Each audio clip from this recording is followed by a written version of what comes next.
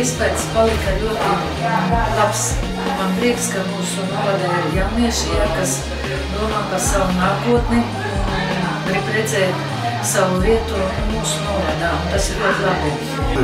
Apliecināt tikai to, ka visas šīs tikšanās ir bijušas ļoti noderīgas, racionālas, radošas, un pat atzīmēt es gribētu tādu lietu kā izaugsme. Man patīk kafija ar politiķiem, un es uzskatu, ka tas ir noderīgi, jo politiķi varbūt saklausīja, ko jaunieši domā, un varbūt viņi to ņems vērā.